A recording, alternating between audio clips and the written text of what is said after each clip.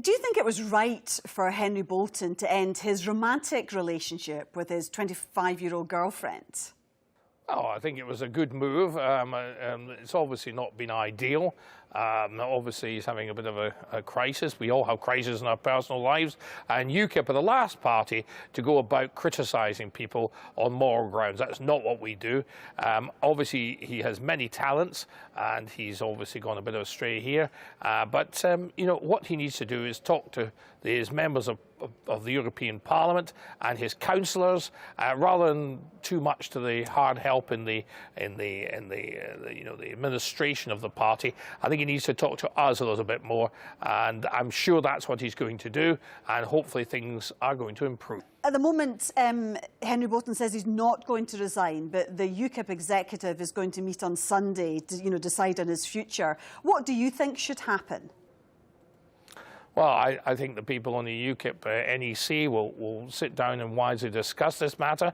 They'll look at the pros and cons. They'll discuss with Henry what he wants to do. Obviously he has to deal with the problems he's created. If he feels, or they feel, that he can continue, obviously that will be the case. But I think this needs to be looked at, thought about, and we have to see how that affects the party. It's not just about Henry Bolton, it's about the party. David, and I think a lot of people want to see that focused on.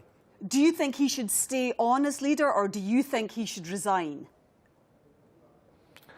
I want to hear what he has to say. I believe he'll be speaking to me this week, and I want to hear what he has to say first. I want to hear what he's going to do moving forward, and that will make my decision as to what he should be doing.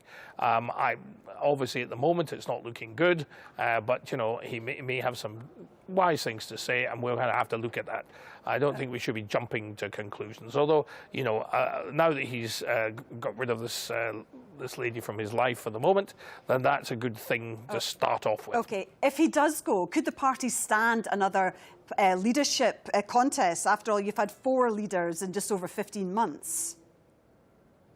Well, if you look at the other parties, I don't think the Conservatives are doing tremendously well. They've been through quite a few leaders, and there's quite a lot of talk about another leader coming along in a few minutes, like a number 24 bus. So the Conservatives are not doing that well, and they're making an absolute hash of running the country and running Brexit, and quite frankly, they should be concentrating on that. And quite frankly, that's what we should be concentrating on, which unfortunately, Henry's midlife crisis has coincided with something a little more important, Brexit. And we should be getting on with that and worrying less about Henry's private life. If you do need a new leader, though, would you like Nigel Farage to come back?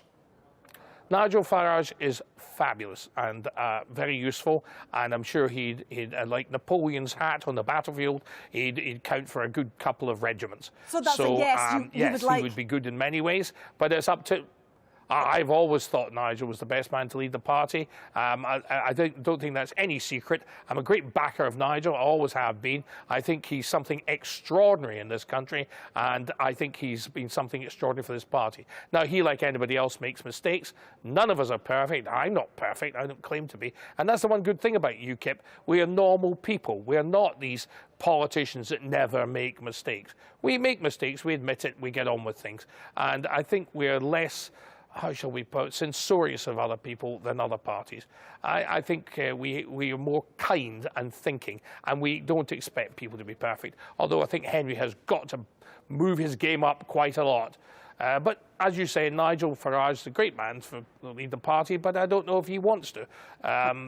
It's up to, again, that's up to him. He's doing a great job on television and radio, making sure that our message gets out. So maybe he's more useful there. Okay, David Coburn, thanks for joining us this evening.